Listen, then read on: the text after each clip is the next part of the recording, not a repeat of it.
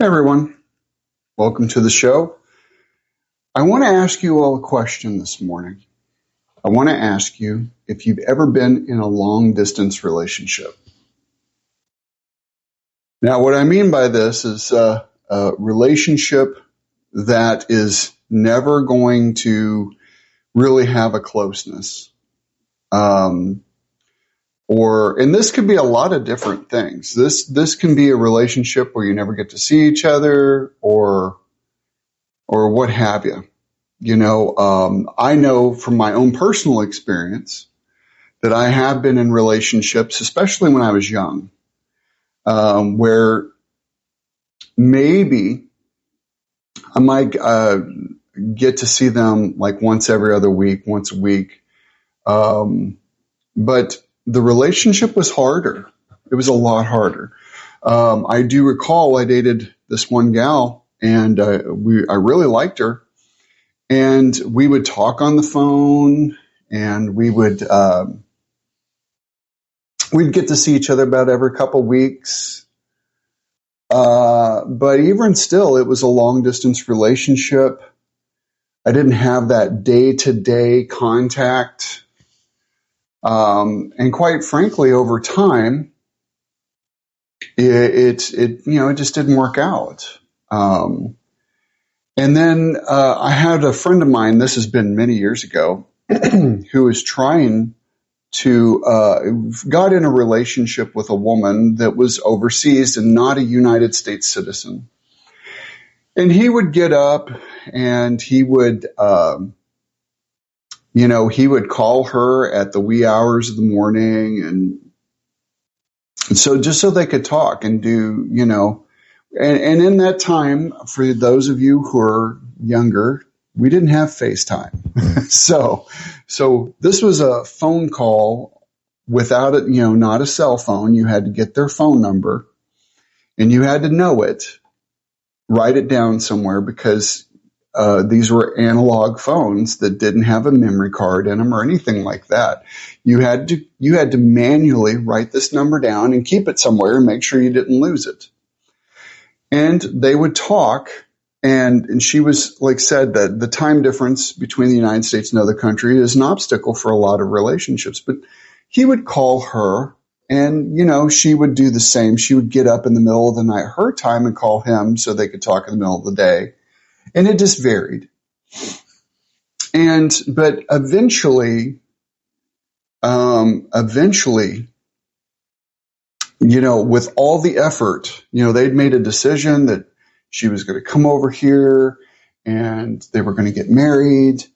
But even still it was a 5-year process for her to become a United States citizen, not to mention my friend he'd called his congressman. He'd done all these things, but eventually it faded. And here's what happened. Because there was no eventual connection, the relationship it failed. The funny thing about that is he did meet somebody else and they did get married. And it was not a conventional kind of relationship. He was much more advanced in years before he got married. So the thing was, it's not like you met somebody in your 20s or 30s. No, he was in his 50s whenever he finally met somebody. But they have a great relationship. Now, I myself have worked jobs and been away from my wife for, 4 or 5 weeks at a time. And what I've noticed is whenever you're in a relationship with somebody, you have peace. You have this temporary peace. Okay? And that's when you talk to them and you're like, cool, I know they're okay and what have you. But, you're never fully at peace until you're with them in person. You have a relationship with them that is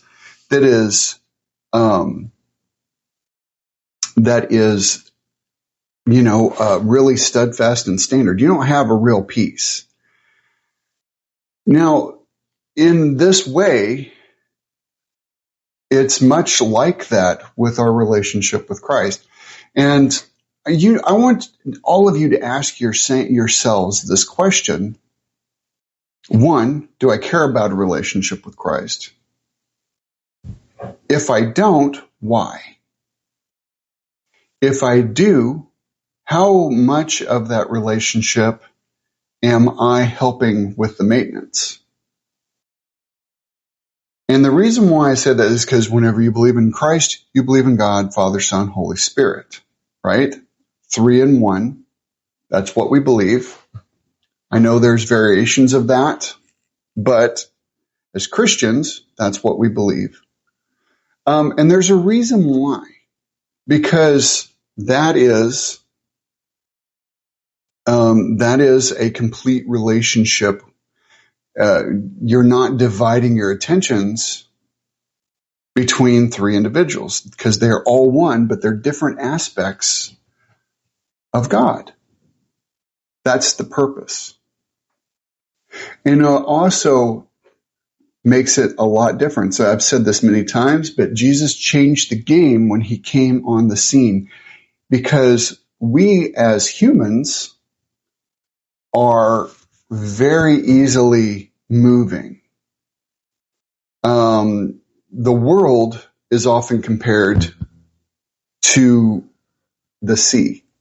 And there are plenty of people out there who've never been to the ocean. There are plenty of people who have. But I'll tell you one of the things that is different between seeing different bodies of water is if you go to a pond, that pond can be still. It can be very still, almost placid. And then you can see a river. It's always moving. It's close to the ocean, but even still, there can be a stillness and easiness with a river. Sometimes it flows fast. Sometimes it flows slow. But the one thing about the ocean that sets it different from all other bodies of water is it's constantly churning. The ocean is constantly moving. It is never still, and it is never at ease. The waves always crash.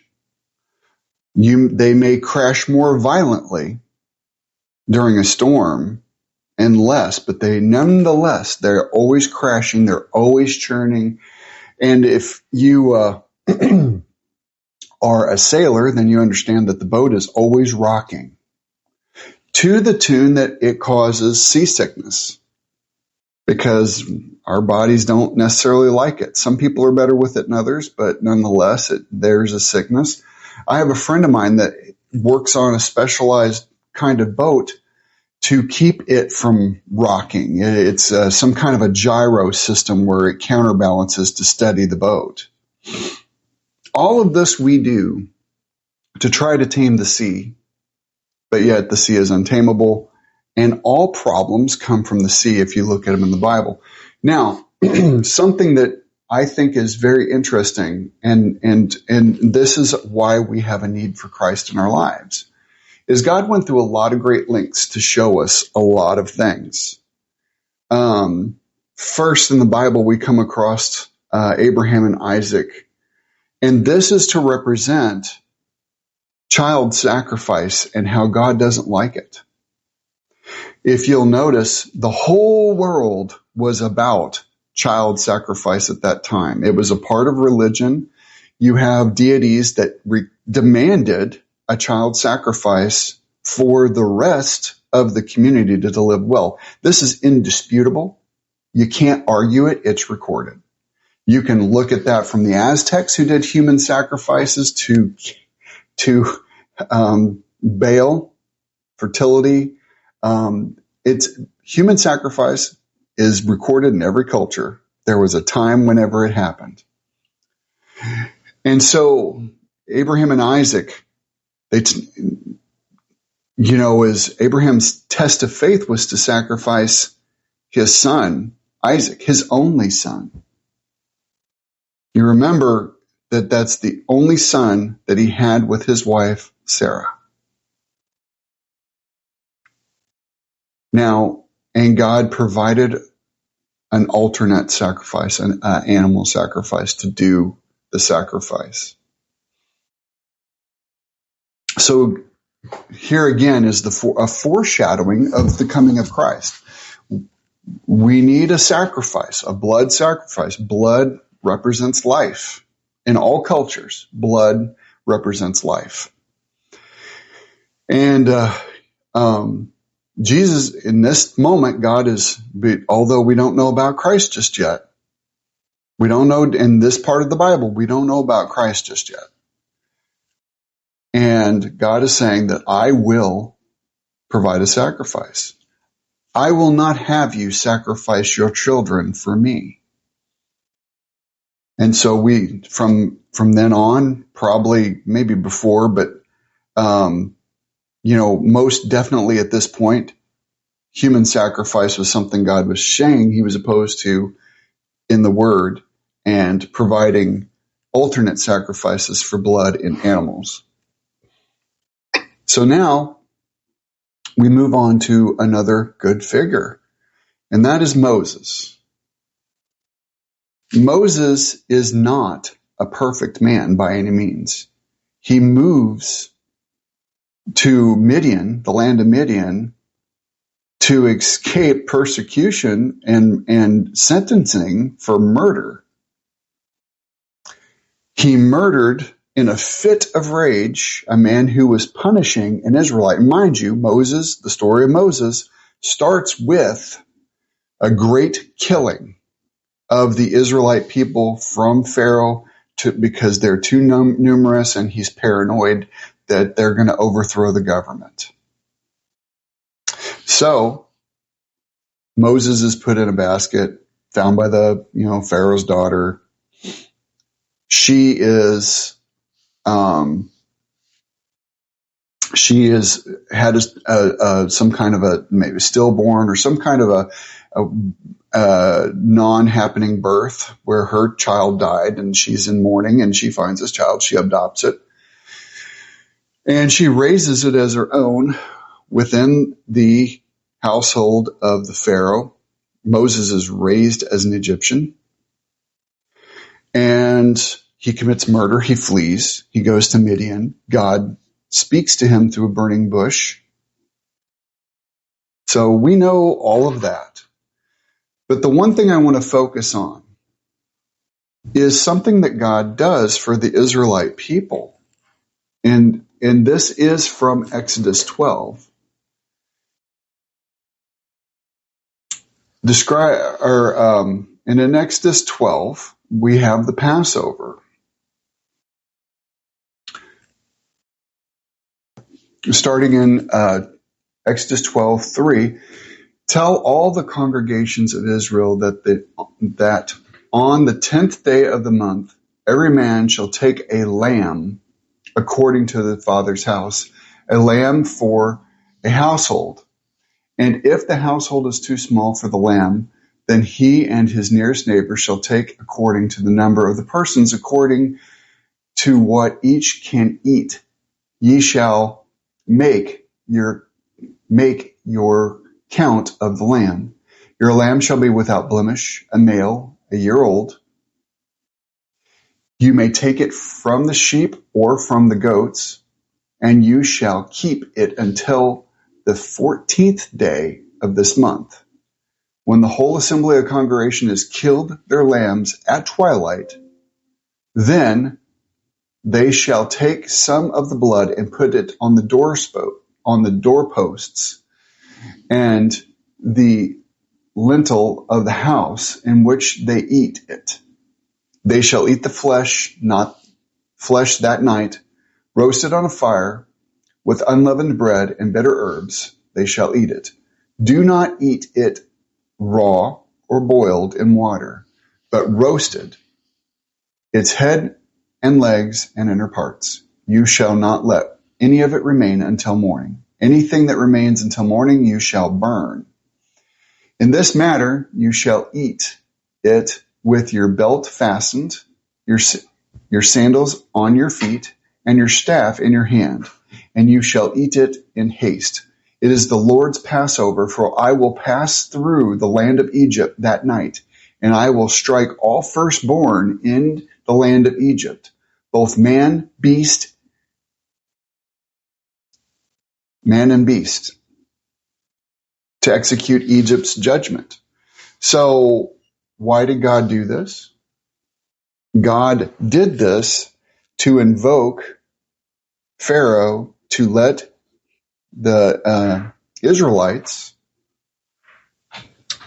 let them leave, let them go in the war, basically let them go in the war into the desert and do sacrifices and worship God. But really, it's a ruse.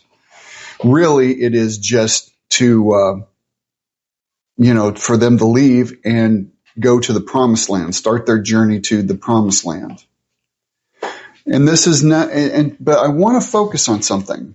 It was blood on the doorpost to stop the death of firstborn. Anybody who did not have lamb's blood on their doorpost, the firstborn of that house would die. And there are even versions of this because Moses' Egyptian mother was a firstborn, came and stayed with Moses. So that's how much even she was in some translations between the Quran and the Bible.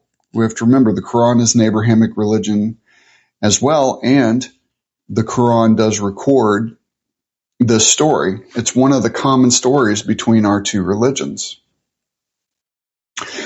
And she is believed to be the first adopted daughter to Christ. But we have to realize that this is calamity passing over via the blood. This is so God does not find the firstborn. I just kept on tripping over that. It kept coming back to me. And so then if we go and we look in Colossians 2:13 through 14, and you who were dead in your transgressions and dead in your trespasses and the uncircumcision of your flesh, God made alive together with him. He made them alive with him. He forgave us all our trespasses by canceling our record of debt that stood against us with legal demands. He set it aside and nailed it to a cross. So what's being talked about here? The crucifixion of Christ. Now, the thing about that is, now in Abraham's time, aside from Abraham, we had a long distance relationship with God. We had a long distance relationship. Yeah, we would go to church, or they would go to church, I'm sure, worship, do sacrifices, do all these things. We had to do things. So equate this to a relationship where you have to give gifts. All right. And you know what? The thing about it is that you're giving gifts. That's what a sacrifice is it's a gift. You've sacrificed something. And you give gifts to atone for your sins.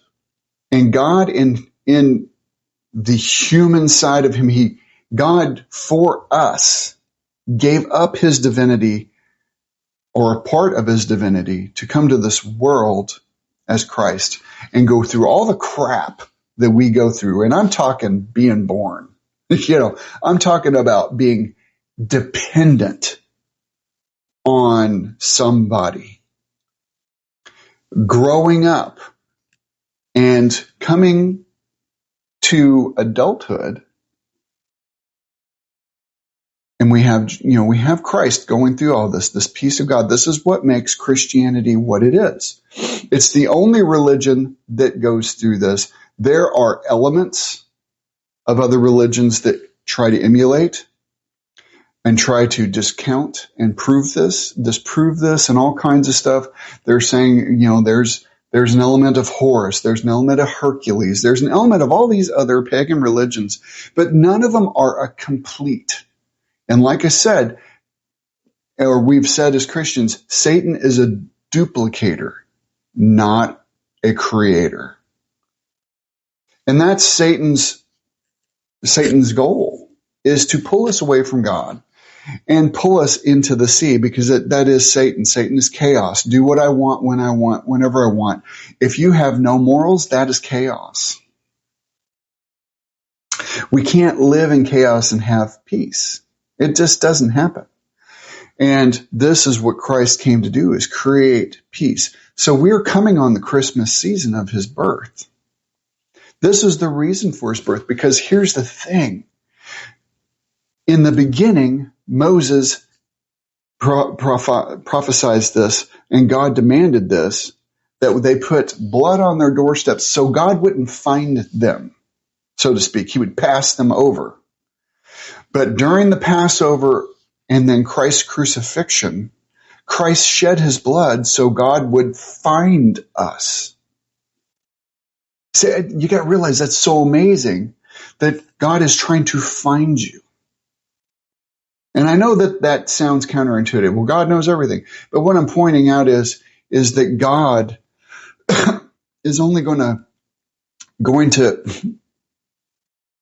God is only going to bring those into heaven and be in eternal communion with those who accept Christ as their Lord and Savior through his blood, through his sacrifice, so God can find us blameless. As it says here in Colossians, the blood is legally paying all the debt, doing away with all the sacrifice, and doing away with all the gifts that you give to God just to give your heart. See, that's kind of interesting, you know. You look at Aztecs, one of their sacrifices would be to slit a person's torso and pull out the heart and let the sun shine on it. It ought to be like perfectly timed. And to be honest with you, they recorded this. It's a feat of amazement to me that they could split a person's chest, get in there, get it, bring the heart up while it's still beating, as the ray of sun hits it. It's just amazing. I learned about that in history class. I've never done a deep dive in it, but I always thought that is some kind of incredible feat to do all that so quickly and the heart still be beating. It's just amazing to me. All right. Now, God's asking us, instead of sacrificing a person, and I'm just picking on the Aztecs because it's one I just thought of, that was for the betterment of their people. They had to do a human sacrifice. And then God sacrifices himself through his son for our hearts. But it's different. It's a relationship. It's a daily communion. It's the reading of his word. It's the belief and faith in Jesus of what he came to do. Now that is spectacular, and it sets it apart. It sets it apart from all other religions. A lot of times people say that Christianity is a copy of Mesopotamian texts, Egyptian stories, you name it. But really, God was before them. You got to realize that we had a pre-diluvian world that passed away whenever the flood happened. And whatever you think, there is just undeniable proof out there was a flood. So if one is true, why can't the other portions of it be true?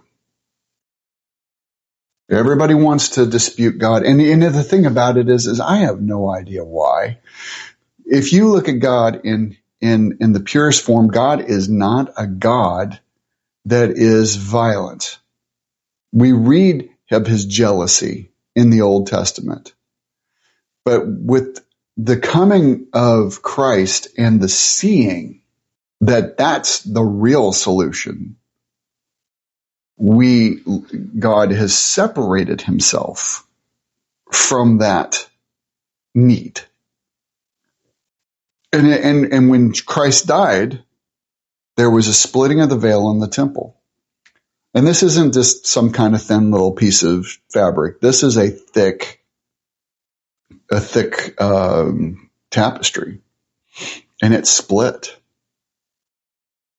So to symbolize that that God's not separated us from more. So instead of having a long distance relationship through Christ, we have a close relationship. And you got to realize that we are referred to as the bride, and Christ is referred to as the bridegroom. So it is a marriage. And if we go back to to Genesis, we read about a marriage. What God has sewed together, no one shall unsew.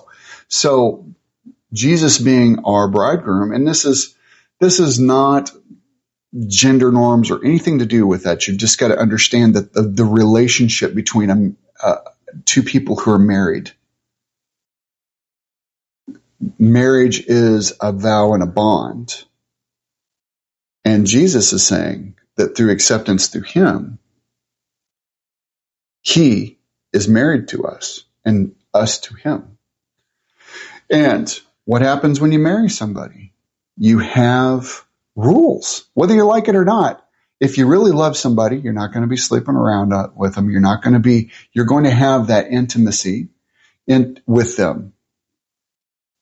You're going to have that relationship with them, that constant through sickness and death, richer or poorer. I mean, think about these things. Till death. That's what the vow is for marriage. And that's what Christ is saying he's going to do to us. In all of our imperfectness and our cheating ways, and we can read about something like that with, Hosea. If you want to read up on that prophet, you can see that we are an adulterous people because we cheat with God on this. We cheat on God with the money that we desire, the people that we desire, the things. We cheat on God with the world continually, but he's always there. Now, how could you say that? Can you say that about how you would deal with your spouse? Can you really say that if they cheated on you, if they ran around, if they constantly put other things above you, you'd stick around? But yet Christ is saying he's going to do that so much. God's saying he's going to do that so much that he gave his son up to be sacrificed for one debt to be paid, the world's sin. And here's something that I want to really make clear. It's not your sin that you do right now. It's not the sin that you just did. It is past, present, and future. God, through his son's death, made us blameless for all time, because it's impossible for you to not be blameless and be in the world. So God made a way. God made a way. And that is the purpose that we need to focus on this Christmas season. Not the gifts that you give, not the gifts you get, not the man in the bread suit that flies around and delivers presents. It's really about God. And we are in remembering and honoring the birth of Christ. That's what it symbolizes. If you also think that Jesus was born on the 25th, you're in for a spoiler alert. He wasn't. But it's not about that. It's about the greater meaning of symbolizing the light of the world. On the 25th, multiple cultures, not just Christians, but multiple cultures all throughout the world see the 25th because it's the solstice and it is the shortest day. And all of us are scared, yet Christ is the light that shines the way. In fact, Christianity didn't start out as Christianity. It started out as the way, and then at Antioch was referred to us being Christians. But before it was the way, because Christ is the only way. If anything that you take from this, remember, Christ is the only way. Everything else, it's going to lead you to false senses of peace. Christ is the only way to peace. Everything else is just a counterfeit. That's what Satan provides. is counterfeits. I love you all. I hope you all have an amazing Christmas. But remember what it's really about.